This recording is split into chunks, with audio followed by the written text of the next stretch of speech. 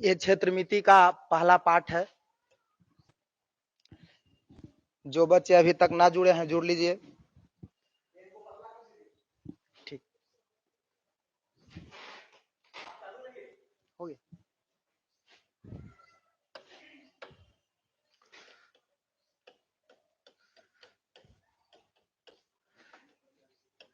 क्षेत्रमिति को अंग्रेजी में कहते हैं मेंसुरेशन। क्षेत्रमिति को दो भागों में बांटा गया है। क्षेत्रमिति को दो भागों में बांटा गया है। पहला भाग है 2D और दूसरा भाग है 3D।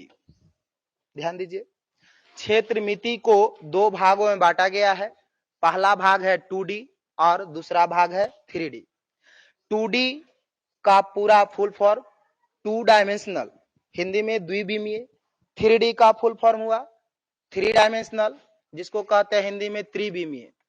2 डायमेंशनल में आपको आ जाएगा पहला त्रिभुज, दूसरा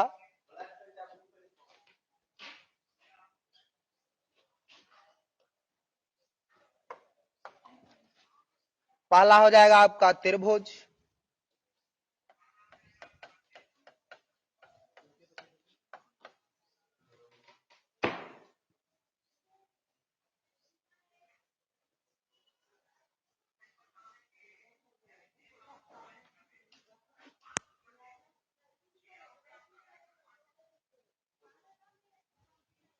पहला हो गया त्रिभुज, दूसरा हो गया आपका चतुर्भुज और तीसरा हो गया आपका वृत्त। 2 डायमेंशनल में आपको त्रिभुज, चतुर्भुज और वृत्त, यही जो है, ठीक है। चलिए, 2D यानी द्विविमीय, द्विविमीय आकृति में आपको क्या क्या पढ़ना है? पहला त्रिभुज, दूसरा चतुर्भुज और तीसरा वृत्त। 3 डायमेंशनल में जो है आपको त्रिविमीय में, त्रिविमीय जिसमें लंबाई, चौड़ाई और ऊंचाई तीनों हो। द्विविमीय में जिसमें लंबाई और चौड़ाई सिर्फ हो। लंबाई और चौड़ाई वाला जो एरिया है आपका, पहला त्रिभुज, दूसरा चतुर्भुज और तीसरा वृत्त। 3 डायमेंशनल में जिसमें लंबाई और चौड़ाई, ऊंचाई तीनों होता है, उसे हम लोग कहते हैं त्रिविमीय आकृति, जिसमें आपको पहला हो जाएगा घन, दूसरा हो जाएगा घनाभ, दूसरा घनाभ, तीसरा बेलन, चौथा शंकु,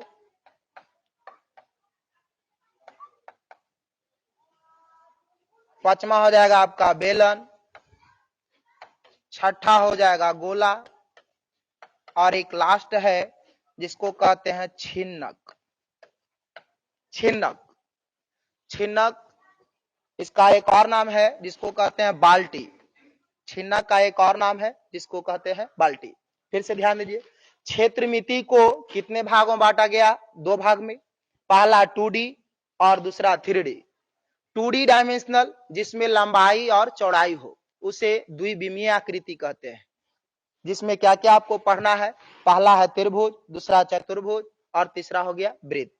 3 डायमेंशनल त्रिविमीय जिसमें लंबाई, चौड़ाई और ऊंचाई तीनों हो। लंबाई, चौड़ाई और ऊंचाई, जैसे आपका हो गया पहला घन, दूसरा घनाभ, तीसरा बेलन, शंकु, बेलन दो बार लिखा, घन, घनाभ, बेलन, शंकु, गोला और एक छिन्नक। छिन्नक को एक और नाम है जिसको कहते हैं बाल्टी।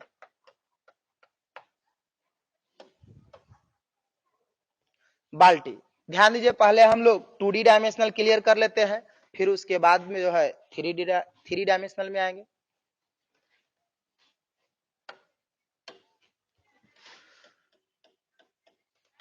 पहला त्रिभुज। त्रिभुज में जो है 3 भुजाओं से घिरी आकृति को त्रिभुज कहते हैं। 3 भुजाओं से घिरी आकृति को त्रिभुज कहते हैं। ध्यान दीजिए, त्रिभुज में तीनों कोनों का योग जो है आपका 180 डिग्री होता है। त्रिभुज में 3 कोण होता है। त्रिभुज में 3 भुजा होता है। अगर कोई पूछे त्रिभुज में कुल अंगों की संख्या, तो आपका कुल अंग हो जाएगा 3 कोण, 3 भुजा और 3 शीर्ष, यानी मिलाकर के आपका हो गया कितना? 9 अंग। ध्यान दीजिए, त्रिभुज तीन भुजाओं से घिरी आकृति को त्रिभुज कहते हैं। फिर से इसमें जो है 3 गो कोण, 3 गो भुजा, 3 गो शीर्ष, कुल अंग की बात किया जाए तो आपका हो जाएगा 9 अंग। त्रिभुज के प्रकार पर ध्यान देते हैं। पहला जो है इसमें पढ़ना है आपको समकोण त्रिभुज, दूसरा है समद्विबाहु त्रिभुज, समद्विबाहु त्रिभुज, और तीसरा आपका है विषमबाहु त्रिभुज। विषमबाहु त्रिभुज, फिर से ध्यान दीजिए, ये त्रिभुज के जो है आपका प्रकार ही है जो मेंसुरेशन में आपको इन्हीं तीनों के बारे में पढ़ना है। पहला आपका है समकोण त्रिभुज, दूसरा समद्विबाहु त्रिभुज, तीसरा आपका हो गया विषमबाहु त्रिभुज। तीनों को एक एक करके बारी बारी से हम लोग पूरा इसको देख लेते हैं। पहला समकोण त्रिभुज,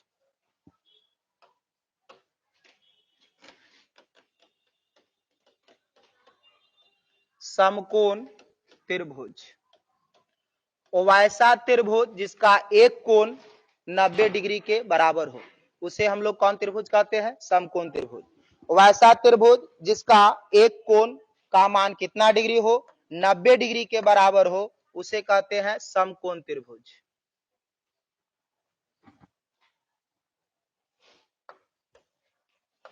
वैसा त्रिभुज जिसका एक कोण 90 डिग्री के बराबर हो, उसे कहते हैं समकोण त्रिभुज। इसे मान लेते हैं ए, एकरा मान लेते हैं बी, ये हो गया सी।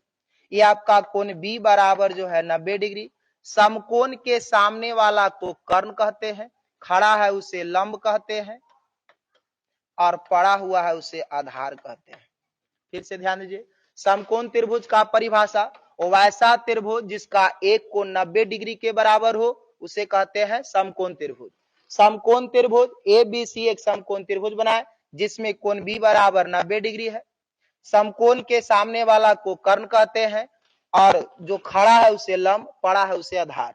इसमें सबसे बड़ी भुजा है उसे भी कर्ण कहा जाता है। फिर से ध्यान दीजिए, पाइथागोरस प्रमेय, ये ऐसे ज्योमेट्री में पढ़ना है आपको, 10th में पढ़ने के लिए मिलेगा। पाइथागोरस साहब कहे थे कि समकोण त्रिभुज में बड़ी भुजा का वर्ग अन्य दो भुजाओं के वर्गों के योग के बराबर होता है। तो ए सी के स्क्वायर बराबर ए बी के स्क्वायर प्लस बी सी के स्क्वायर। ए सी आपका कर्ण हुआ, ए बी लंब, बी सी आधार। तो कर्ण के स्क्वायर बराबर, कर्ण के स्क्वायर बराबर लंब के स्क्वायर जोड़ आधार के स्क्वायर। इससे आपको जो है और भी सूत्र निकल जाएगा। इधर स्क्वायर है उस तरफ जाएगा तो क्या हो जाएगा? रूट में। तो कर्ण बराबर रूट अंडर लंब के स्क्वायर प्लस आधार के स्क्वायर। लंब इधर प्लस में, इधर आ जाएगा तो माइनस में हो जाएगा। तो आधार के स्क्वायर बराबर कर्ण के स्क्वायर माइनस लंब के स्क्वायर। इधर स्क्वायर है उस तरफ चल जाएगा तो रूट हो जाएगा। आधार बराबर रूट अंडर कर्ण के स्क्वायर माइनस लंब के स्क्वायर। अगर आप लंब बराबर निकालिएगा तो फिर आधार प्लस में, इधर आ जाएगा माइनस में।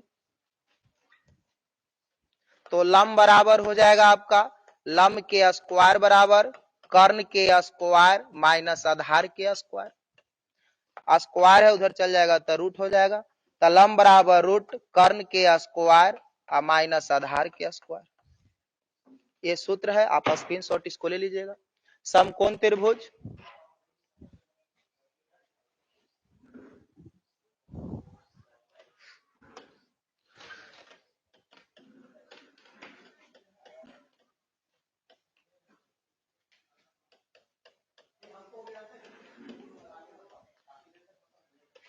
समकोण त्रिभुज ए बी सी एक समकोण त्रिभुज मान लेते हैं जिसमें कोण बी बराबर आपका हो गया 90 डिग्री। अगर दे दे ये 3 सेंटीमीटर और ये दे दे आपको 4 सेंटीमीटर और कहे एसी बराबर व्हाट, एसी बराबर व्हाट। ध्यान दीजिए, आपको ए बी बराबर दिया हुआ है 3, बी सी बराबर दिया हुआ है 4, एसी का मान निकालना है। समकोण के सामने वाला को क्या कहते हैं? कर्ण। कर्ण बराबर आपका सूत्र अभी लिखवाए, कर्ण बराबर रूट अंडर लंब के स्क्वायर प्लस आधार के स्क्वायर।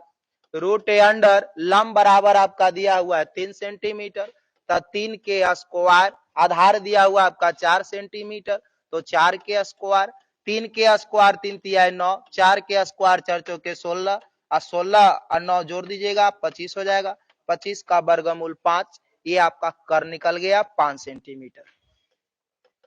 इस तरह से आपको कभी जो है AC दे देगा, BC दे देगा, ये भी निकालने के लिए कहेगा, तो ये भी निकाल लीजिएगा, लंब बराबर रूट अंडर कर्ण के स्क्वायर माइनस आधार के स्क्वायर। कभी जो आपको कर्ण दे देगा, लंब दे देगा, आधार निकालने के लिए कहेगा, तो आधार बराबर हो जाएगा आपका रूट अंडर कर्ण के स्क्वायर माइनस लंब के स्क्वायर।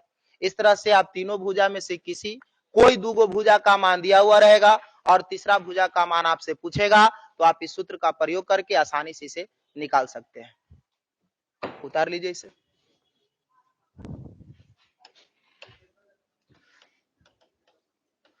समकोण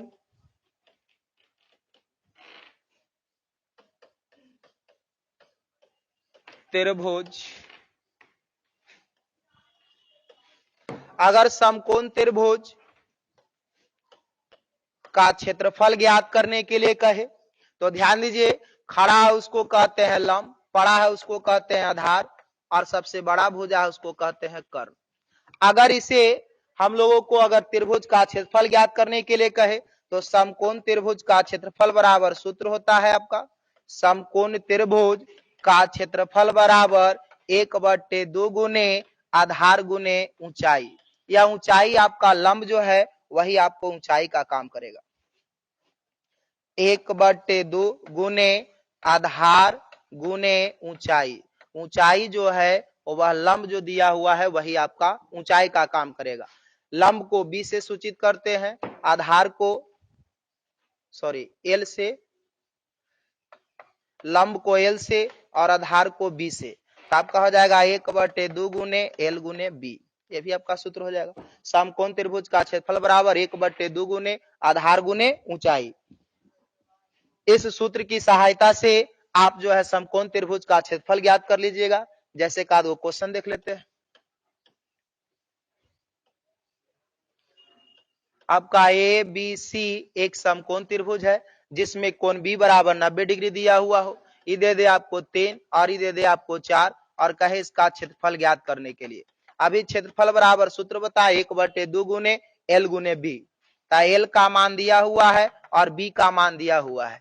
1/2 L का मान हो गया 3 और B का मान हो गया 4, 2 दूना 4 3 दूना 6, 6 वर्ग सेंटीमीटर, या जो भी रहे, सेंटीमीटर में रहेगा तो सेंटीमीटर में, अगर मीटर में रहेगा तो मीटर में। क्षेत्रफल का मात्रक होता है वर्ग। ये आपका आंसर हो गया। इस तरह से आप आसानी से इस सूत्र की सहायता से समकोण त्रिभुज का क्षेत्रफल आप ज्ञात कर सकते हैं। इसको स्क्रीनशॉट ले लीजिएगा। हम लोग दूसरा नंबर में आते हैं, समद्विबाहु त्रिभुज।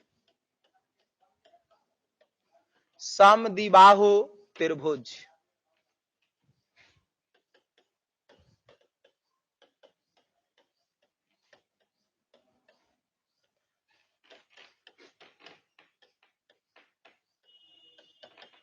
समद्विबाहु त्रिभुज किसे कहते हैं, ध्यान दीजिए, वैसा त्रिभुज जिसका कम से कम दो भुजा का मान आपस में बराबर हो। वैसा त्रिभुज जिसका कम से कम दो भुजा का मान आपस में बराबर हो उसे समबाहु त्रिभुज कहा जाता है।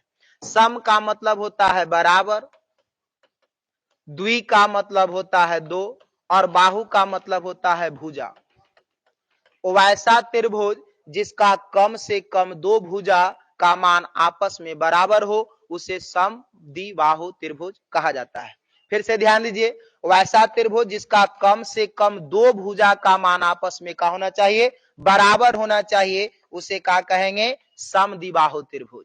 इसमें AB बराबर AC लिया गया है, AB बराबर AC, AB बराबर AC। इसमें दो भुजा का मान आपस में बराबर है, अर्थात ABC एक कैसा त्रिभुज है, तो समद्विबाहु त्रिभुज। अगर इसका आपको क्षेत्रफल ज्ञात करने के लिए कहे, ध्यान दीजिए, अगर इस त्रिभुज का क्षेत्रफल ज्ञात करने के लिए कहे तो आपको बीचे से एक लंब डाल देना है, यानी बराबर भुजा के शीर्ष से असमान भुजा पर आपको लंब डाल देना है। लंब डालिएगा तो जैसा ही लंब डालिएगा वैसा ही यह भी त्रिभुज जो है एक समकोण त्रिभुज हो जाएगा। इस बिंदु को मान लेते हैं D। ABC यानी शीर्ष A से भुजा BC पर लंब डालें तो यह जो है कहा हो गया एडीसी एक समकोण त्रिभुज हो गया और एडीबी एक समकोण त्रिभुज हो गया। आपको ये दो त्रिभुज में डिवाइड हुआ, दोनों त्रिभुज का क्षेत्रफल निकाल करके जोड़ दीजिएगा तो आपका आ जाएगा समद्विबाहु त्रिभुज का क्षेत्रफल।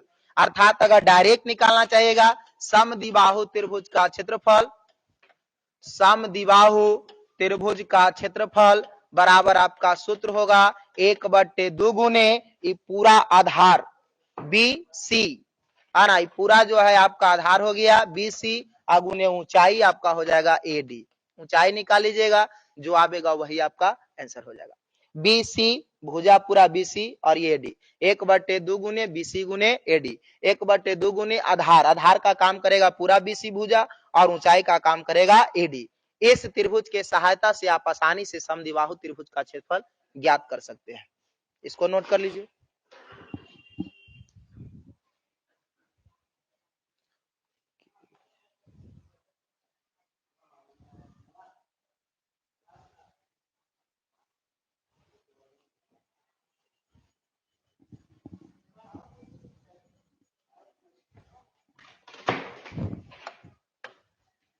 अगला आते हैं तीसरा विषमबाहु त्रिभुज।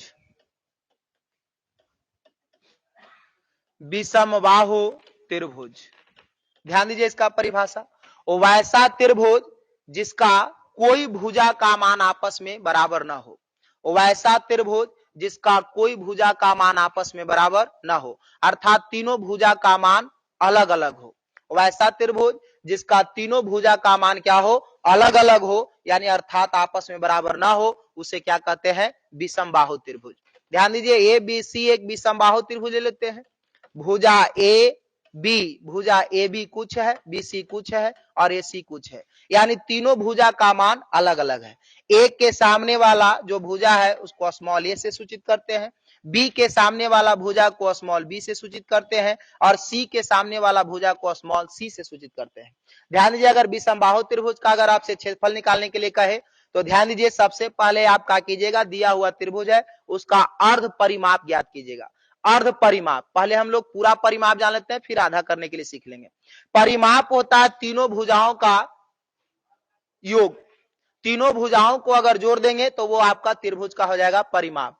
अर्थात जो है AB plus BC plus AC, तीनों भुजा के जोड़ेंगे और जो मान आवेगा वो हमारा हो जाएगा परिमाप। और अर्ध, अर्ध का मतलब आधा, अगर आप 2 से भाग दे दीजिएगा तो हो जाएगा आपका अर्ध परिमाप। तो तीनों भुजाओं के योग आप बटा में कर दीजिएगा 2 तो वो हो जाएगा आपका त्रिभुज का अर्ध परिमाप। अर्ध परिमाप को सूचित करते हैं S से, S बराबर A plus B plus C या बटा में 2। अर्ध परिमाप निकालने के बाद जो है आप त्रिभुज का क्षेत्रफल बराबर सूत्र डायरेक्ट लगाइएगा, root under S into S minus A into S minus B into S minus C। इस सूत्र की सहायता से आप विषमबाहु त्रिभुज का क्षेत्रफल या कोई भी त्रिभुज का क्षेत्रफल आप आसानी से ज्ञात कर सकते हैं जब तीनों भुजा का मान दिया हुआ हो। अगर तीनों भुजा, अगर मान लिया जाए समकोण त्रिभुज ही हो और तीनों भुजा का मान दिया हुआ हो, तभी हम इस त्रिभुज की सहायता से उसका क्षेत्रफल आसानी से ज्ञात कर सकते हैं। समद्विबाहु त्रिभुज हो और तीनों भुजा का मान आपस में, तीनों भुजा का मान दिया हुआ हो, तभी जो है उसको इस सूत्र की सहायता से उसका क्षेत्रफल निकाल सकते हैं। विषमबाहु त्रिभुज का क्षेत्रफल, इससे भी जो है आपका इसका इस सूत्र की सहायता से आसानी से जो है आपका क्षेत्रफल ज्ञात किया जा सकता है। इसे कहते हैं हीरोन का सूत्र। और हीरो जो है हर विलन को मारता है, चाहे वह विलन जो भी हो। तो ध्यान दीजिए, हीरोन का सूत्र आप आसानी से इसको याद रखने के लिए थोड़ा सा हम टिप्स बताते हैं। भुजा ए के सामने वाला को स्मॉल ए से, बी के सामने वाला को स्मॉल बी से और सी के सामने वाला को स्मॉल सी से, ये भुजा को सूचित किए हैं। एस आपका क्या है, अर्ध परिमाप। पहले हम लोग पूरा परिमाप निकालने के लिए सिखाएं कि त्रिभुज के तीनों भुजाओं को जोड़ दीजिएगा तो वो आपका हो जाएगा त्रिभुज का पूरा परिमाप। आज 2 से भाग दे दीजिएगा तो वो हो जाएगा आपका अर्ध परिमाप। अर्ध परिमाप को सूचित करते हैं S से। S बराबर आपका हो गया A plus B plus C बटा में 2। अगर A plus B plus C छोड़ देते हैं तो ये त्रिभुज का पूरा परिमाप निकल जाएगा। अगर 2 से भाग दे दिए तो ये आपका हो गया अर्ध परिमाप। अब जो है हीरोन का सूत्र अर्थात त्रिभुज का क्षेत्रफल बराबर root under S into S minus A into S minus B into S minus C। इस सूत्र के सहायता से आप जो है किसी भी त्रिभुज का क्षेत्रफल ज्ञात कर सकते हैं जब तीनों भुजा का मान दिया हुआ हो। नोट कर लीजिए इसको।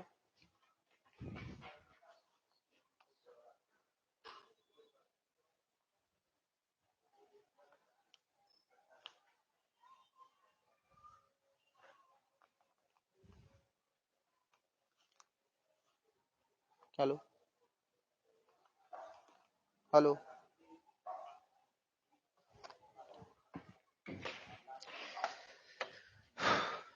चलिए फिर से हम लोग देख लेते हैं। समकोण त्रिभुज, वैसा त्रिभुज जिसका एक कोण का मान 90 डिग्री के बराबर हो उसे समकोण त्रिभुज कहते हैं।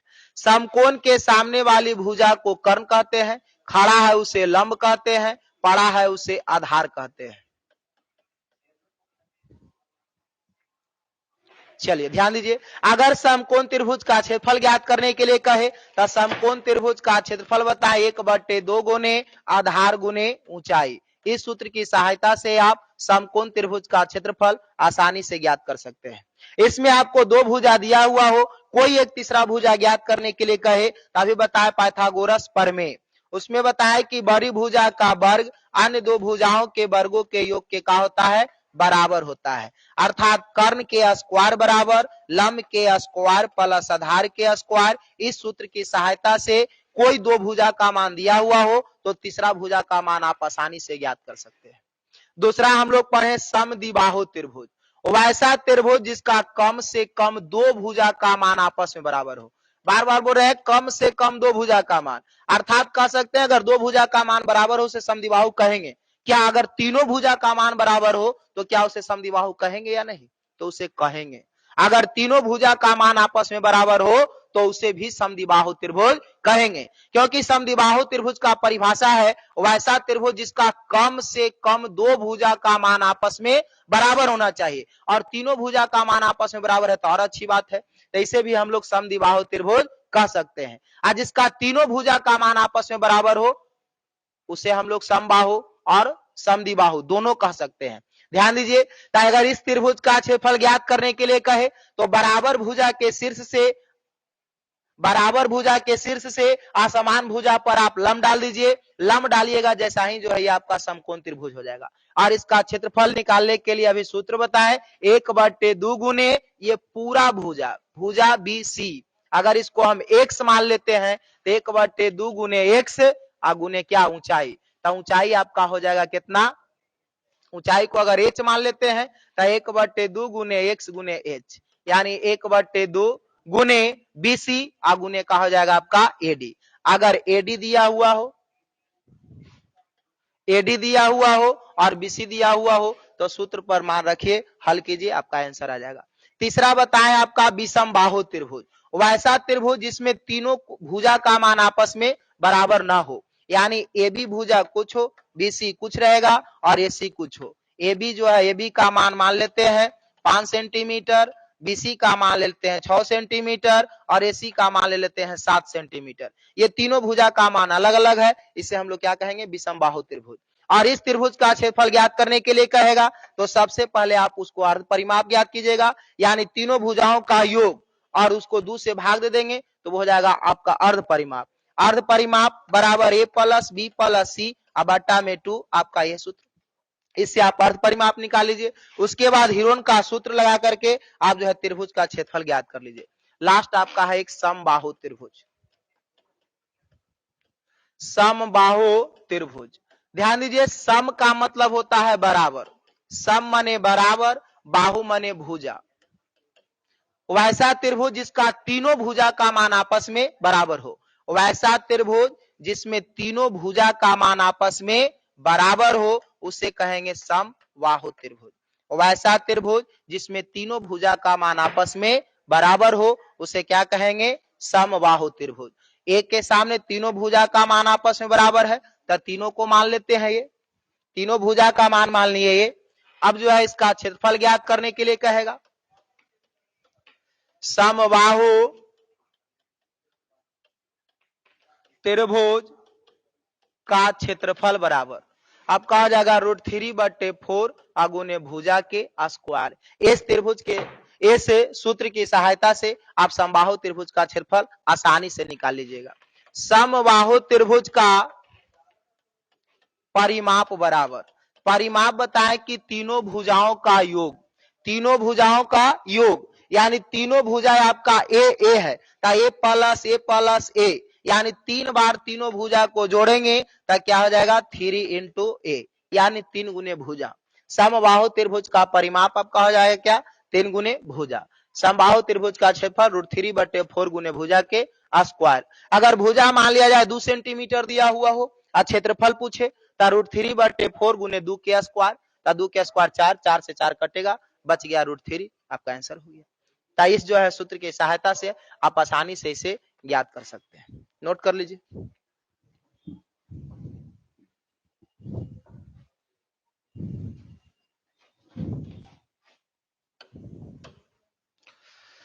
चलिए इसके बाद आते हैं हम लोग चतुर्भुज में। चतुर्भुज, ध्यान दीजिए, चतुर्भुज में सबसे पहला हम लोग पढ़ेंगे वर्ग, दूसरा आयत, तीसरा समचतुर्भुज, समचतुर्भुज, चौथा समांतर चतुर्भुज,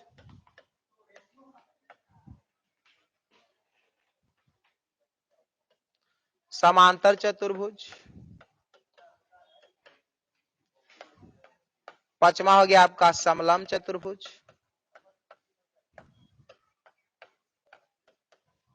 समलंब चतुर्भुज। फिर से ध्यान दीजिए, चतुर्भुज में आपका पहला वर्ग, दूसरा आयत, तीसरा सम चतुर्भुज, चौथा समांतर चतुर्भुज और पांचवा आपका है समलंब चतुर्भुज। यही जो है पांचों चतुर्भुज के बारे में अभी हम लोग पहले देख लेते हैं, किसको क्या कहेंगे, किसे क्या नहीं कहेंगे, इसका क्षेत्रफल क्या होगा, इसका परिमाप क्या होगा। क्योंकि जो है 2D में आपको सिर्फ क्षेत्रफल और परिमाप रहेगा, आयतन आपसे कभी नहीं पूछ सकता है। चलिए पहला हम लोग देख लेते हैं वर्ग। पहला चतुर्भुज वर्ग, वैसा चतुर्भुज जिसका चारों भुजा का मान आपस में बराबर हो और प्रत्येक कोण का मान 90 डिग्री हो। वैसा चतुर्भुज जिसमें चारों भुजा का मान आपस में बराबर हो और साथ ही प्रत्येक कोण का मान 90 डिग्री हो। ए, बी, सी, डी, ये चारों भुजा आपस में क्या है, बराबर है और प्रत्येक कोण का मान कितना, 90 डिग्री, अर्थात समकोण। प्रत्येक कोण का होता है समकोण। वैसा चतुर्भुज जिसमें चारों भुजा का मान आपस में बराबर और प्रत्येक कोण का मान 90 डिग्री हो, उसे क्या कहेंगे, वर्ग कहते हैं। प्रत्येक भुजा बराबर है तो मान लेते हैं ये सभी भुजा का मान लिए ए। अगर इसका क्षेत्रफल पूछेगा, वर्ग का क्षेत्रफल बराबर होता है आपका भुजा के स्क्वायर, अर्थात ए के स्क्वायर। वर्ग का क्षेत्रफल हो गया आपका भुजा के स्क्वायर, पहला सूत्र। दूसरा इसका परिमाप, वर्ग का परिमाप बराबर हो जाएगा चारों भुजाओं का योग, ए प्लस ए, चारों भुजा के जोड़ दीजिए, ए प्लस ए यानी 4 इंटू ए, 4 गुने भुजा। अभी बताया परिमाप निकालने के लिए कुछ भी, कोई भी आकृति हो, चतुर्भुज हो या त्रिभुज हो या पंचभुज हो या षष्ठभुज हो, जो भुज रहे, अगर परिमाप निकालने के लिए कहे तो सभी भुजाओं को आप जोड़ दीजिए, जो आवेगा वो आपका हो जाएगा उसका परिमाप। इसमें जो है चतुर्भुज में 4 भुजा था और चारों भुजा का मान माने है ए, तो 4 बार ए को जोड़े तो 4 गुने भुजा, ये आपका परिमाप हो गया। ध्यान दीजिए, अगर वर्ग का अगर विकर्ण आपसे पूछे, अगर आपसे आपका वर्ग का विकर्ण पूछे तब वर्ग का विकर्ण बराबर जो है आपका सूत्र हो जाएगा वर्ग का विकर्ण। ध्यान दीजिए, बहुत आसान है। अगर मान लिया जाए कि ये वर्ग है, ये आपका वर्ग हो गया, चारों भुजा का मान आपस में बराबर है, प्रत्येक कोण का मान समकोण है, ये आप इसको मिला दिए, यह हो गया आपका पहला वर्ग, सॉरी वर्ग का पहला विकर्ण। ये आपका वर्ग का पहला विकर्ण है, ये 90 डिग्री है, तो क्या यह एक समकोण त्रिभुज का निर्माण किया कि ना, यह एक समकोण त्रिभुज है, हुआ कि नहीं। अब इसका जो है भुजा माने है ये, क्योंकि दोनों चारों भुजा का मान आपस में बराबर है, तो सब जो है ये है, ये भी ये, ये भी ये। अब इसके लिए त्रिभुज के लिए एक समकोण त्रिभुज का निर्माण कर रहा है और इस त्रिभुज में समकोण के सामने वाला को कर्ण कहेंगे, तब कर्ण बराबर रूट अंडर लंब के स्क्वायर प्लस आधार के स्क्वायर। आपका लंब भी ये है और आधार भी ये है, यानी इसका विकर्ण निकालिएगा तो आपका हो जाएगा ए स्क्वायर प्लस ए स्क्वायर, जोड़ दीजिएगा तो 2a स्क्वायर, स्क्वायर से रूट खत्म हो जाएगा, यानी √2 इंटू ए। आपका विकर्ण जो है रटने की जरूरत नहीं है, आप आसानी से इसको निकाल सकते हैं। ऐसे बहुत सारे लोग इसको याद करवाते होंगे, वर्ग का विकर्ण बराबर √2 गुने भुजा, √2 गुने भुजा यानी √2 इंटू ए। कैसे निकला फिर से थोड़ा सा ध्यान दीजिए। हम लोग जो है एक मान लिए यह एक वर्ग है, ए बी सी डी एक वर्ग लिए, ए बी सी डी एक वर्ग लिए, इसमें चारों भुजा का मान आपस में क्या है, बराबर है, प्रत्येक कोण का मान 90 डिग्री है। और वैसा चतुर्भुज जिसमें चारों भुजा का मान बराबर और प्रत्येक को 90 डिग्री हो, उसे ही हम लोग वर्ग कहेंगे। अब इसमें जो है ए से सी को मिला दिए, ए से सी को मिलाएं तो ध्यान दीजिए ये आपका हो गया यहाँ वर्ग के लिए विकर्ण, वर्ग के लिए विकर्ण। लेकिन यह देखिए कि त्रिभुज एडीसी, एक त्रिभुज बना एडीसी और एक त्रिभुज बना एबीसी, इसमें दो त्रिभुज का निर्माण हुआ, एक बना एडीसी और एक बना एबीसी। इसमें डी भी, क्योंकि चारों समकोण है, तो ये जो है इसमें कोण डी समकोण हुआ, तो क्या त्रिभुज एडीसी जो है आपका एक समकोण त्रिभुज बना कि ना। समकोण त्रिभुज में अभी बताएं कि जिसमें 90 डिग्री के सामने वाला जो कोण होता है वह आपका कर्ण कहलाता है। 90 डिग्री के सामने वाला भुजा को क्या कहते हैं, कर्ण। और कर्ण बराबर सूत्र अभी आप याद किए, √अंडर लंब के स्क्वायर प्लस आधार के स्क्वायर। हम चारों भुजा को माने हैं क्या, ए, तो आपका यहाँ लंब भी ये है और आधार भी ये है। कर्ण बराबर √अंडर लंब के स्क्वायर प्लस आधार के स्क्वायर, तो आपका लंब हो गया ये, तो ए के स्क्वायर, आधार भी है ये, तो ए के स्क्वायर, एगो ए स्क्वायर, एगो ए स्क्वायर, दूगो ए स्क्वायर, स्क्वायर से रूट खत्म, ए के लिए खाली, दो के लिए रूट खत्म नहीं हुआ है, तो एक के लिए रूट खत्म हो गया, बचा क्या, √2 इंटू ए, तो यानी आपका आ गया वर्ग का विकर्ण बराबर √2 गुने भुजा। चलिए इसको नोट कर लीजिए।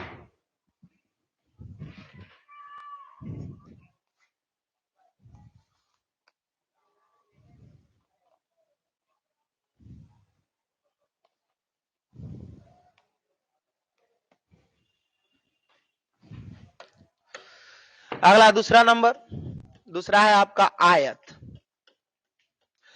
आयत तो वैसा चतुर्भुज जिसमें आमने सामने की भुजा बराबर हो, वैसा चतुर्भुज जिसमें आमने सामने की भुजा बराबर हो और साथ ही प्रत्येक कोण का मान 90 डिग्री हो। वैसा चतुर्भुज जिसमें आमने सामने की भुजा बराबर हो और साथ ही प्रत्येक कोण का मान 90 डिग्री हो अर्थात समकोण हो, उसे क्या कहेंगे, आयत। आमने सामने का भुजा बराबर, आमने सामने का भुजा जो है क्या कर लिए, बराबर, और प्रत्येक कोण समकोण यानी 90 डिग्री का हो, तब उसे क्या कहेंगे, आयत कहेंगे। ये आपका ए, ये हो गया बी, ये हो गया सी, ये हो गया D, A B C D, ये क्या है, आयत है। इसे में ए बी जो है यह हो गया आपका लंबाई और एडी यह हो गया आपका चौड़ाई। लंबाई को सूचित करते हैं एल से, चौड़ाई को सूचित करते हैं बी से। बी के सामने ते भी आपका बी हो जाएगा, एल के सामने ये भी आपका एल हो जाएगा, लंबाई हो जाएगा। आयत का क्षेत्रफल बराबर आपका सूत्र हो जाएगा लंबाई गुने चौड़ाई। आयत का क्षेत्रफल बराबर लंबाई गुने चौड़ाई अर्थात एल गुने बी। आयत का अगर परिमाप आपसे पूछता है तो आयत का परिमाप बराबर सूत्र होगा, आयत का परिमाप बराबर 2 इंटू लंबाई प्लस चौड़ाई। ध्यान दीजिए, परिमाप हम अभी बताए कि सभी भुजाओं का योग, इसमें लंबाई भी दूगो है और चौड़ाई भी दूगो है, दो कॉमन ले लिए तो लंबाई प्लस चौड़ाई बच गया, यानी यहाँ हो गया आपका आयत का परिमाप बराबर 2 इंटू लंबाई प्लस चौड़ाई। इसमें अगर भुजा ए से शीर्ष ए से सी को मिलाएंगे तो आपका हो गया पहला विकर्ण, और डी से बी को मिलाएंगे तो हो गया आपका दूसरा विकर्ण। अगर आपसे कोई पूछे आयत का विकर्ण बराबर, तो विकर्ण वही आयत के लिए ए डी सी एक त्रिभुज बना, कैसा त्रिभुज, समकोण त्रिभुज, तो 90 डिग्री के सामने वाला का हो गया आपका कर्ण। तो कर्ण बराबर सूत्र अभी बताया √अंडर लंब के स्क्वायर प्लस आधार के स्क्वायर, तो आयत का विकर्ण बराबर सूत्र आपका यही हो जाएगा, आयत का विकर्ण बराबर √अंडर लंबाई के स्क्वायर प्लस चौड़ाई के स्क्वायर, यानी एल स्क्वायर प्लस बी के स्क्वायर। आयत का विकर्ण बराबर √अंडर L square plus B square. इस तीनों सूत्र के सहायता से आपको जो पूछे लंबाई चौड़ाई दे दे, अगर विकर्ण पूछे तो सूत्र की सहायता से आप विकर्ण आसानी से निकाल सकते हैं।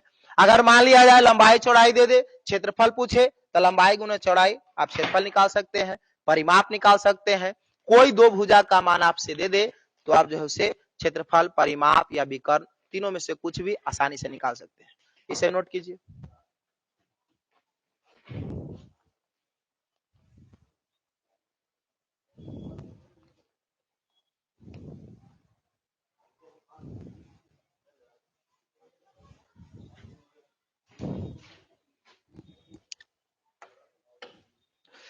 तीसरा समचतुर्भुज।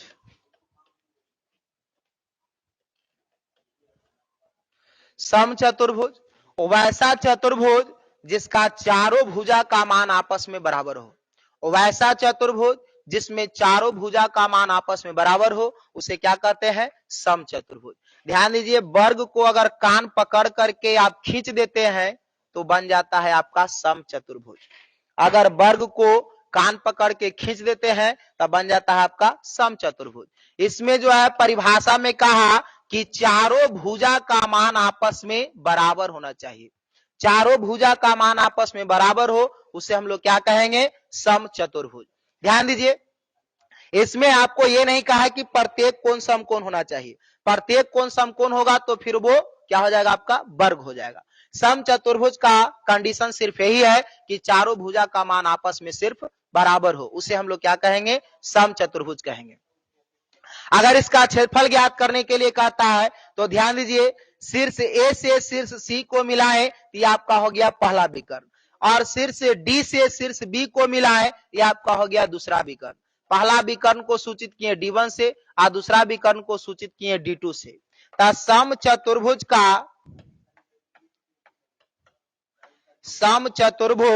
का क्षेत्रफल बराबर आपका सूत्र हो गया 1/2 गुने पहला विकर्ण गुने दूसरा विकर्ण। पहला विकर्ण गुने दूसरा विकर्ण। पहला विकर्ण को सूचित किए थे D1 से और दूसरा विकर्ण को सूचित किए थे D2 से, 1/2 गुने D1 गुने D2। आपका समचतुर्भुज का क्षेत्रफल बराबर हो गया 1/2 गुने D1 गुने D2। अगर विकर्ण देता है दोनों तब आपका इस सूत्र की सहायता से आप इसका क्षेत्रफल आसानी से ज्ञात कर सकते हैं। अगर मान लिया जाए कि आपको विकर्ण ना दे भुजा दे दे तो फिर यह सूत्र जो है आपसे नहीं लगेगा, क्योंकि जो है सिर्फ विकर्ण के लिए ही यह सूत्र लागू है। अगर दोनों विकर्ण देगा तभी आप इस सूत्र की सहायता से जो है समचतुर्भुज का क्षेत्रफल ज्ञात कर सकते हैं। अगर चारों भुजा देता है तो देखिए कैसे बनाते हैं। पहले आप पहला सूत्र जो है इसको नोट कर लीजिए। दूसरा आपका समचतुर्भुज का परिमाप आपसे पूछेगा। समचतुर्भुज का परिमाप बराबर सूत्र होगा क्या? वही चारों भुजाओं का योग। तो चारों भुजा का मान आपस में क्या है? बराबर है। तो 4 गुने इसका भी हो जाएगा भुजा। समचतुर्भुज का परिमाप बराबर 4 गुने भुजा। पहले से नोट कर लीजिए।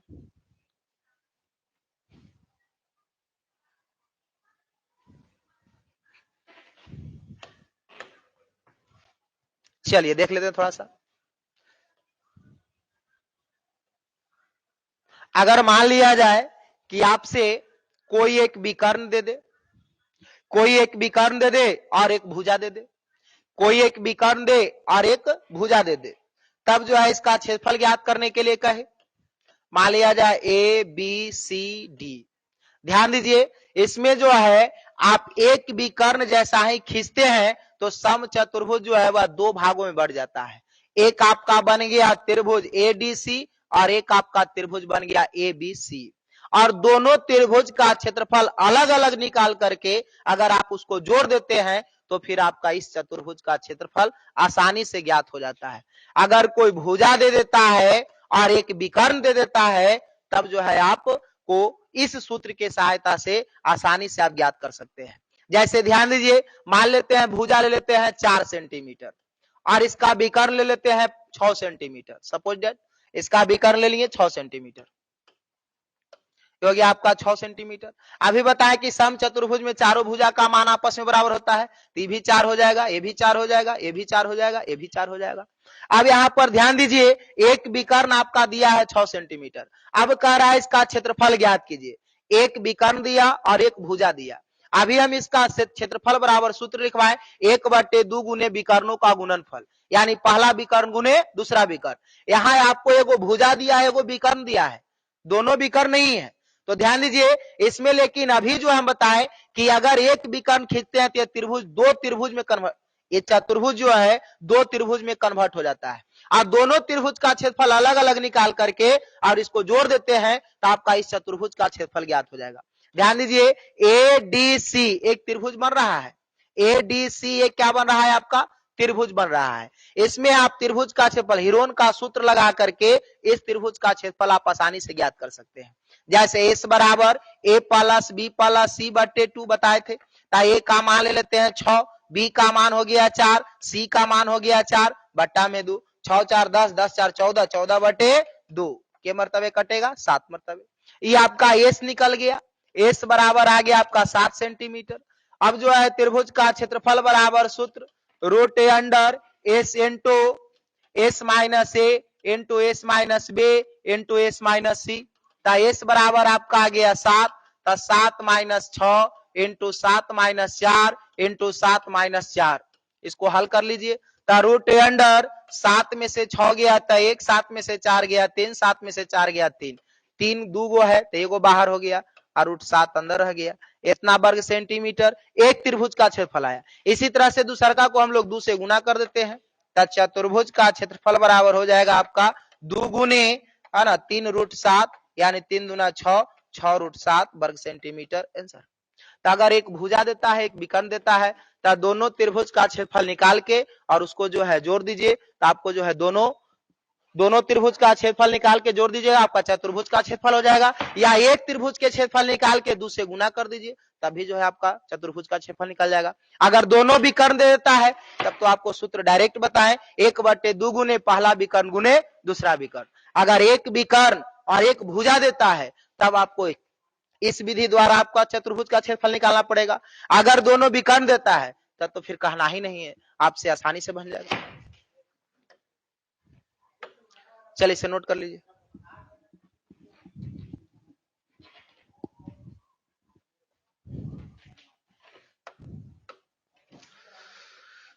समांतर चतुर्भुज,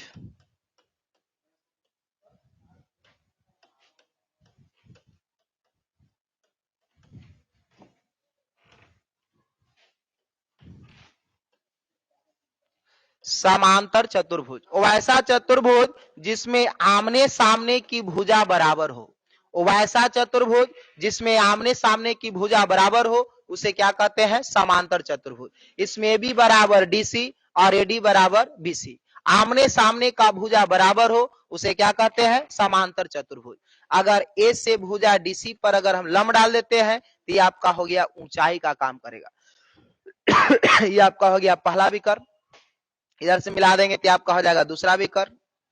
तो समांतर चतुर्भुज, समांतर चतुर्भुज का क्षेत्रफल बराबर आपका सूत्र हो जाएगा आधार गुने ऊंचाई, आधार गुने ऊंचाई।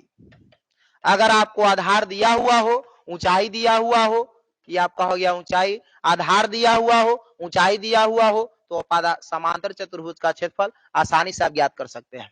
और वैसा चतुर्भुज जिसमें आमने सामने की भुजा क्या हो बराबर हो समानांतर हो, इसको अगर आप आगे की ओर बढ़ा देते हैं ये कहीं नहीं काटेगा, इसको ही दोनों को अगर आगे की ओर बढ़ा देते हैं यह भी जो आपको कहीं नहीं काटेगा, एक दूसरे भुजा के क्या है समानांतर है। तो अगर एक दूसरे के समानांतर होगा तो उसे समानांतर चतुर्भुज कहेंगे।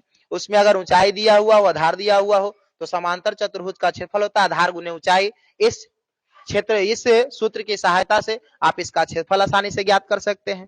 परिमाप वही चारों भुजाओं का योग, अगर आपसे परिमाप पूछे तो चारों भुजा को जोड़ दीजिए और जो आवेगा वो आपका हो जाएगा परिमाप।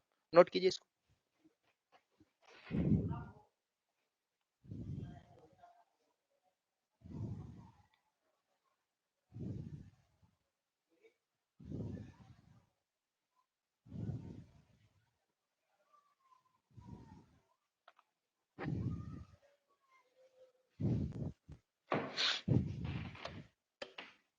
अगला है आपका लास्ट समलंब चतुर्भुज।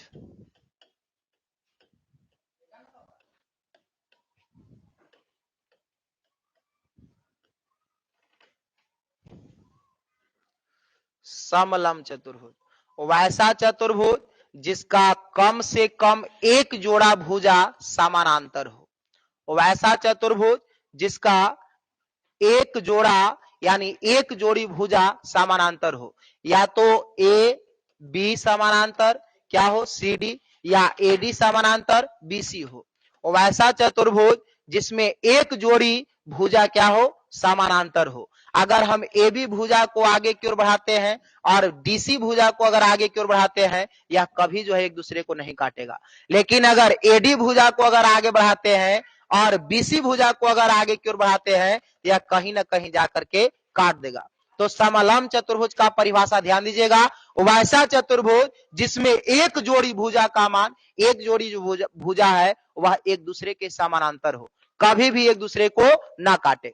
जैसे इसमें समानांतर कौन है, ए बी और सी डी, या एक दूसरे के क्या है समानांतर है। या कितनों भी आगे इधर की ओर ले जाइए या इस भुजा को इधर की ओर ले जाइए, कभी जो है एक दूसरे को नहीं काटेगा। लेकिन वही जो है भुजा एडी और भुजा बीसी या ऊपर की ओर ले जाते हैं, तब जो है एक दूसरे को काट सकता है।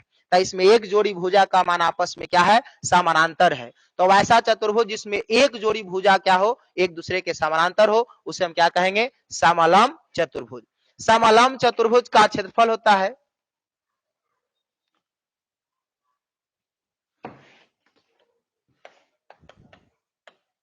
समलंब चतुर्भुज का क्षेत्रफल बराबर 1/2 गुने समांतर समांतर भुजाओं का योग। 1/2 गुने समांतर भुजाओं का योग, योग आगुने ऊंचाई। 1/2 गुने समांतर भुजाओं का योग गुने ऊंचाई। यहां से आप ऊंचाई लंब डाल देते हैं, ये आपका हो गया h। तो 1/2 गुने समांतर भुजाओं का योग गुने ऊंचाई। अगर ये आपका 5 दे दे या आपको 10 दे दे, ऊंचाई 5 दे दे या 2 दे दे, तो आप जो है सूत्र की सहायता से आसानी से इसका क्षेत्रफल ज्ञात कर सकते हैं। समलंब चतुर्भुज का क्षेत्रफल बराबर 1/2 गुने समांतर भुजाओं का योग गुने आपका क्या हो गया ऊंचाई। नोट कीजिए इसको।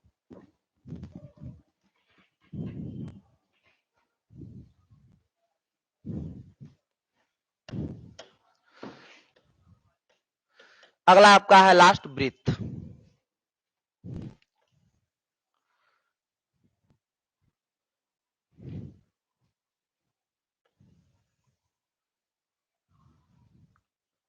वृत्त ध्यान दीजिए, ये हो गया वृत्त का केंद्र।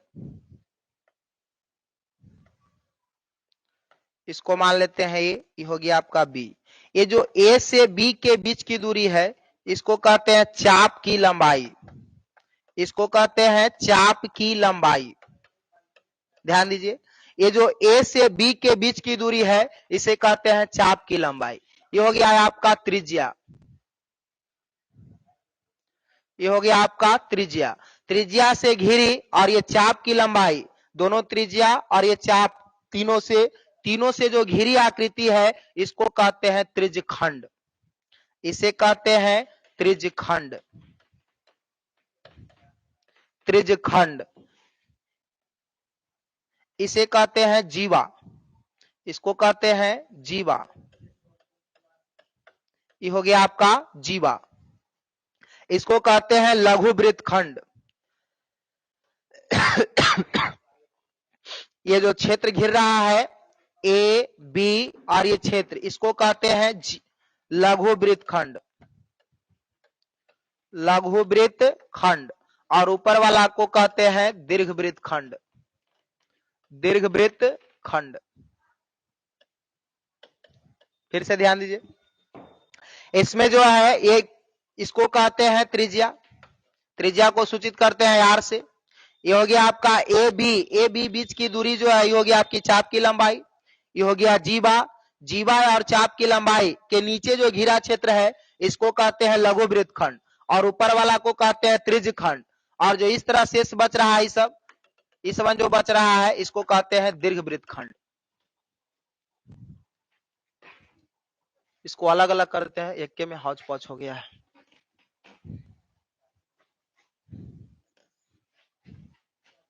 ये हो गया आपका वृत्त, ये हो गया आपका वृत्त, ये हो गया आपका त्रिज्या।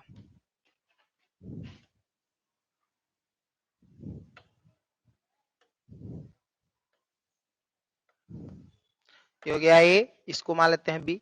ए से बी के जो बीच की दूरी है इसको कहते हैं चाप की लंबाई, चाप की लंबाई।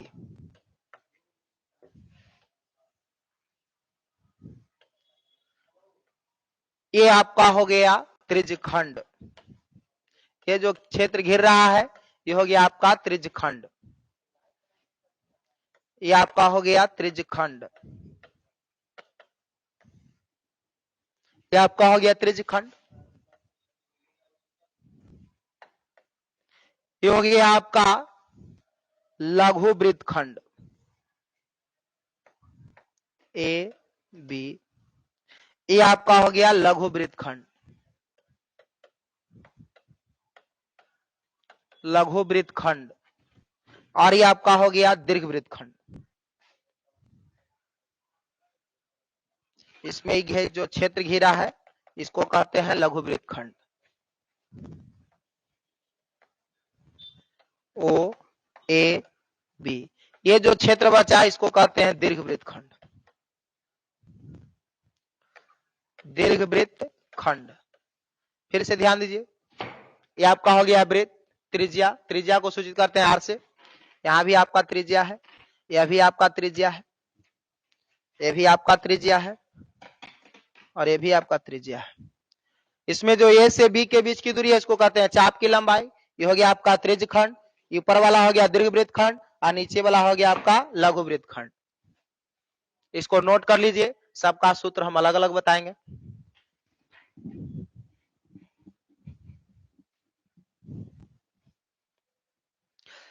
चलिए इसमें हम लोग पहले आते हैं वृत्त में।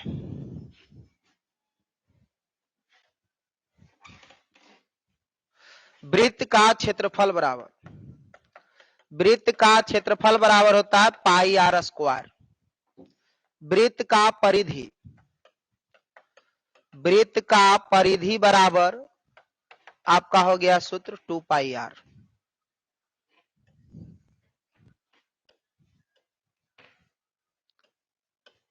वृत्त का व्यास, व्यास से सूचित करते हैं डी से, 2 गुने त्रिज्या,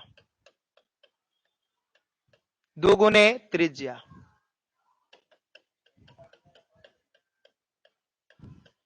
यानी 2 गुने आर। अगर आपसे पूछे वृत्त का त्रिज्या बराबर भी, वृत्त का त्रिज्या बराबर तो आपका हो जाएगा व्यास बटे 2, यानी डी बटे 2। व्यास किसको कहते हैं ध्यान दीजिए, अगर एकरे ओ से अगर इसको मिला देंगे तो ये आपका हो गया व्यास, और व्यास को सूचित करते हैं डी से, ये आपका हो गया व्यास, ये आपका हो गया व्यास। इसको नोट कीजिए।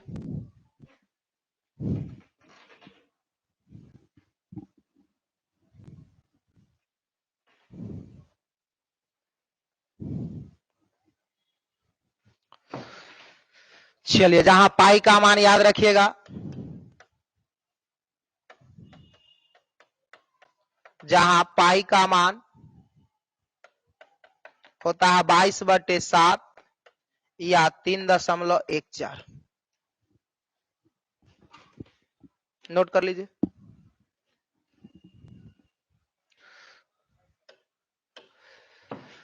दूसरा हम लोग आते हैं अर्धवृत्त में। अर्धवृत्त, अर्धवृत्त का मतलब आधा वृत्त।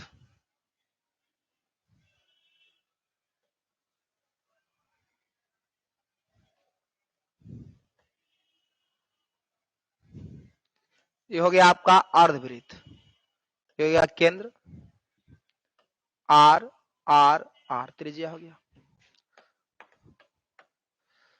अर्धवृत्त का क्षेत्रफल बराबर पूरा वृत्त के क्षेत्रफल में से 2 से भाग दे दीजिए, आपका हो जाएगा अर्धवृत्त का क्षेत्रफल बराबर अर्धवृत्त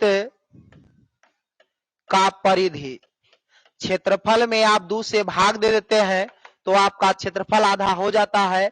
लेकिन कभी गलती से भी अगर जो है परिधि ज्ञात करने के लिए कहे और वृत्त के परिधि में से अगर 2 से भाग दे देते हैं तो आपको अर्धवृत्त का परिधि जो है जो आवेगा वो गलत आ जाएगा। इसलिए क्षेत्रफल में आधा करते हैं आधा से, यानी 2 से भाग देते हैं, लेकिन परिधि में 2 से भाग नहीं देते हैं। परिधि का मतलब परिमाप, परिमाप अभी बताते सभी भुजाओं का योग होता है। तो यहाँ पर जो है आपका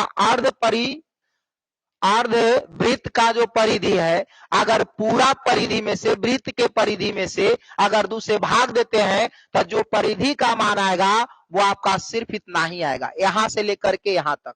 लेकिन ये जो भुजा है ये वाला आपका बच जाएगा। तब परिधि का मतलब सभी का योग, तब परिधि हो जाएगा आपका 2 पाई आर अब बट्टा में 2। ये आपका अभी लिखवा है वृत्त का परिधि बराबर 2 पाई आर, इसमें 2 से भागा दिए ये हो गया अर्ध परिधि। लेकिन अर्ध परिधि कहां से कहां तक, यहां से यहां तक। अभी ये जो है बचा हुआ है तो कितना है, एगो आर, यहां से यहां एगो आर, यानी दोनों आर को जोड़ देंगे तो 2 आर, 2 से 2 कट जाएगा, आर कॉमन ले लीजिए, आर कॉमन ले लेते हैं तो क्या बचेगा पाई प्लस 2, यानी आपका अर्ध परिमाप बराबर आ गया अर्ध वृत्त का परिधि बराबर r इंटू पाई प्लस 2। इस सूत्र के सहायता से आप आसानी से बना सकते हैं। ये आपका 1 नंबर में ऑब्जेक्टिव में सीधे सीधे पूछता है, अर्ध वृत्त का परिधि बराबर होता है। बहुत सारा बच्चा जो है पहले ऑप्शन रहेगा पाई आर, लेकिन यह जो है पाई आर कहां से कहां तक होता है, सिर्फ यहां से लेकर के यहीं तक होता है। गलती से पाई आर खाली नहीं मारिएगा, पाई आर प्लस 2 आर, क्योंकि जो है यहाँ एक आर ई, एक त्रिज्याई और एक त्रिज्याई, अर्थात डी भी हम कह सकते हैं, पाई आर प्लस डी नहीं, क्योंकि जो है 2 आर बराबर डी। अभी सूत्र लिखवाए थे व्यास बराबर 2 गुने त्रिज्या, तो 2 आर बराबर डी भी हम लिख सकते हैं। यहाँ पर सूत्र के तौर पर हो जाएगा क्या, एक और भी बन सकता है पाई आर प्लस डी, ये भी हो सकता है अर्धवृत्त का परिधि बराबर। तो आपको जो रहे आर इंटू पाई प्लस 2 या पाई आर प्लस डी, दोनों एक ही है, नोट कीजिए इसको।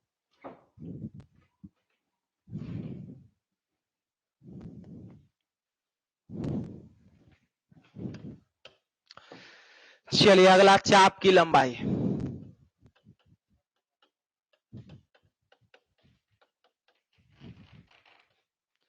चाप की लंबाई अभी बताएं, ये हो गया आपका वो,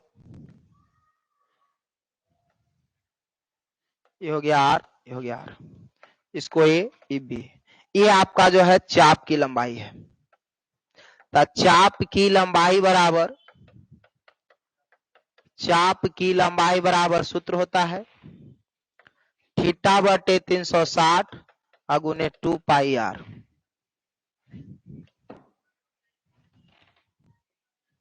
थीटा कहाँ है, तो ये आपका थीटा हो गया। दूसरा त्रिज्यखंड का क्षेत्रफल,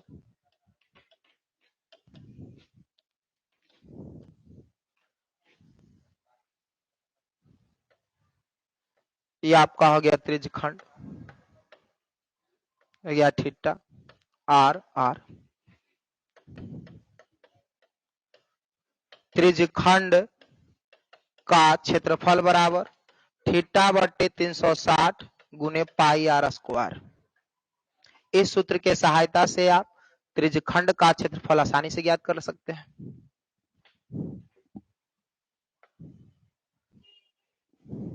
नोट कीजिए,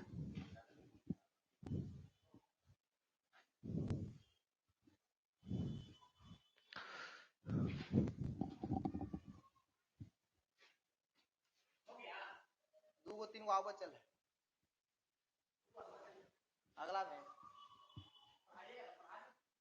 2-3 खाली सूत्र बचल ओकरा कर देते हैं। चलिए नोट कीजिए इसको,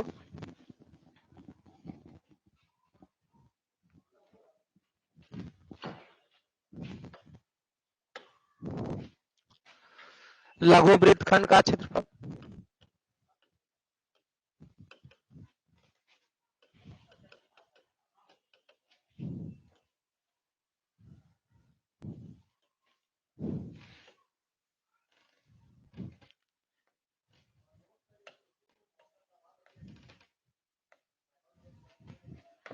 ए बी, ये आपका हो गया लघु वृत्तखंड। ये जो भाग है आपका हो गया लघु वृत्तखंड। लघु वृत्तखंड का क्षेत्रफल बराबर सूत्र होता है थीटा बटे 360 गुने pi r square -1/2 r square sine theta. ये आपका लघु वृत्तखंड का क्षेत्रफल हो गया। इसी में दीर्घ वृत्तखंड का क्षेत्रफल देख लेते हैं।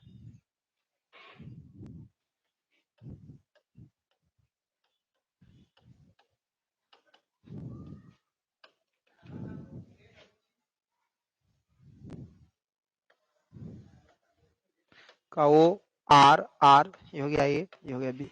ये जो भाग है ये आपका हो गया दीर्घ वृत्तखंड। ये आपका हो गया दीर्घ वृत्तखंड। दीर्घ वृत्तखंड का क्षेत्रफल बराबर pi r square minus theta बटे 360 गुने pi r square plus 1/2 r square sine theta. ये आपका आज जो है 2D का जितना भी कहानी था वह पूरी तरह से समाप्त हो चुका है। आज का वीडियो यहीं तक। फिर अगला दिन अगला वीडियो में पार्ट 2 में जो है इस पर सभी पर हम लोग प्रश्न करेंगे।